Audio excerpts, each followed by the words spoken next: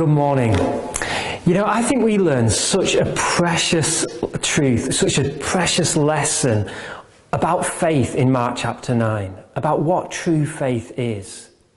When Jesus came down the mountain following his transfiguration, he was faced with a scene that was just marked by faithlessness or unbelief.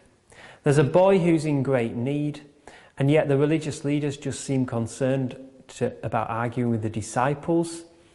The disciples were unable to cast this demon out, and the crowd just seem like they want to observe what's going on.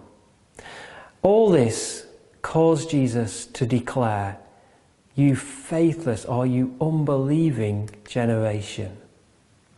And yet in the midst of all this unbelief, there was one character within this story, within this scene, that I think expressed and demonstrated what true faith really is. And that is the father of the boy. I think what Mark's doing is he's drawing a contrast between this father and everybody else in the scene in order to present to us what true faith is.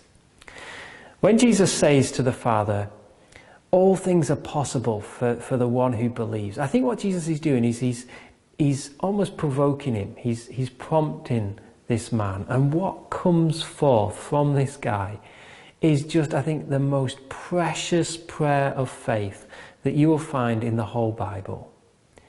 In desperation, he cries out, "I believe, help my unbelief." This is just a prayer of desperation and dependence.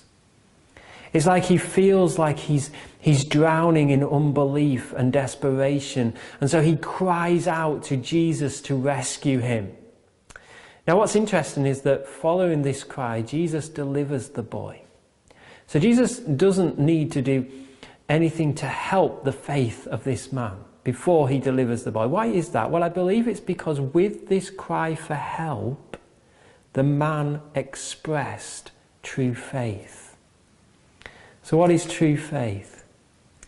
Well, James Edwards put it this way, and I think this is the best quote that I've ever read on faith. He said that faith is simply yielding our insufficiency to his, as in God's, sufficiency.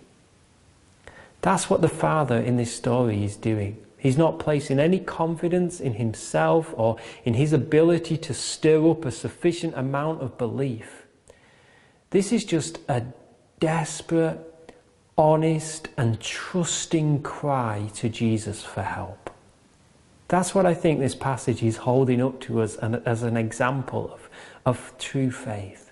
Faith is yielding our insufficiency to God's sufficiency. And you know what? Our insufficiency might include doubt at times. But I think that's okay as long as we're willing to, again, throw that at Jesus' feet and say, "Jesus, will you help me?" Because in doing that, we're actually expressing true faith. Edwards writes that such faith is the sole bridge to the all-sufficient God. In other words, when we yield our insufficiency to him, we experience his sufficiency. And so God is not looking for us to stir up enough belief so that he can do certain things, but to simply submit our insufficiency to his sufficiency. Faith is coming to God and saying, "I yield everything to you, my doubt, my inability, my weakness. I yield my insufficiency to your sufficiency." And that is the sole bridge to his sufficiency. God bless you.